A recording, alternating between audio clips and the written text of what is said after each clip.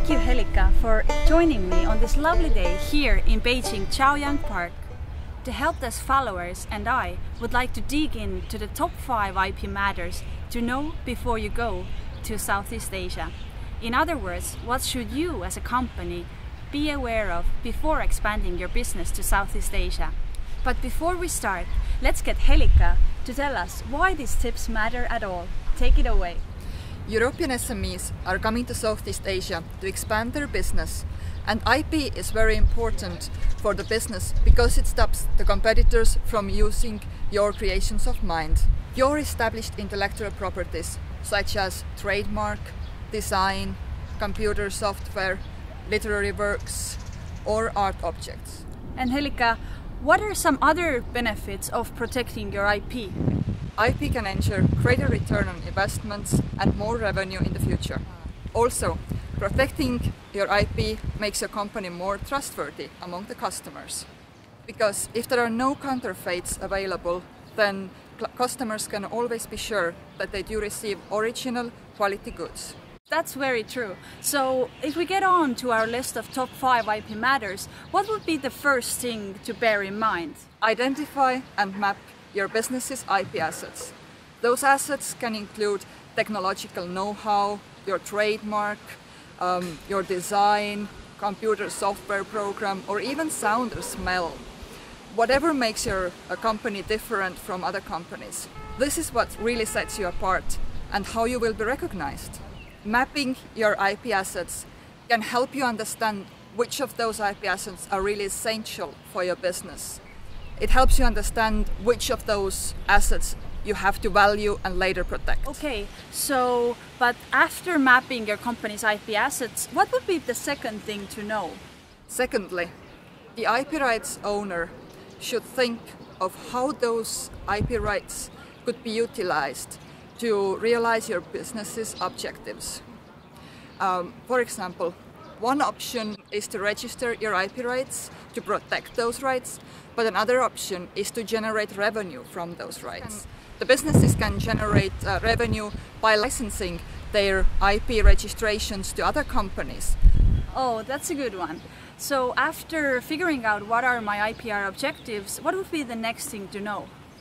Now we have reached the most important part, the actual registration of IP rights. This could be registering your trademark or filing for a patent or registering your copyrights. And what about the different regulations of various IP rights? Are there, for example, any territorial differences? Of course, different regulations apply for different registrations. However, it is important to keep in mind that IP rights are territorial. This means that if you have registered your IP in Europe, it is not necessarily valid in all Southeast Asian countries. And by territorial, you mean that every IP right should be filed in every ASEAN country that is relevant to my business, right? Exactly. And what would be the fourth tip to bear in mind? We would advise the European SMEs who are entering new markets to use the local agents. Local agents can help you with trademark research. They can, for example, make sure that your trademark has not been used before. Local agents can also help you with all other research. It is very important to get a hold of the peculiarities of the local market. I agree, it is very important to use the help from local agents. But let's now, for a moment, imagine that an SME who has a clear IP strategy and IPR objectives has registered its IP rights, let's say in Singapore, and is now seeking to find local partners and clients in the relevant market. Would you want to caution them on something relevant to matchmaking? Matchmaking usually leads the companies to visit trade fairs. Here again, we recommend using local agents. Local agents and lawyers can help you setting up meetings with trustworthy partners. It saves your company's time, energy and resources. Also, it is very important to use local lawyers who could help you translate your contracts. In any way, use of local agents is key to your business's success. Got it. With this last key to success, I would like to thank you, Helika, for this insightful interview. I hope these top 5 IP matters are useful and practical tips for you to expand your business to Southeast Asia. Absolutely. Being prepared is key to protecting your IP.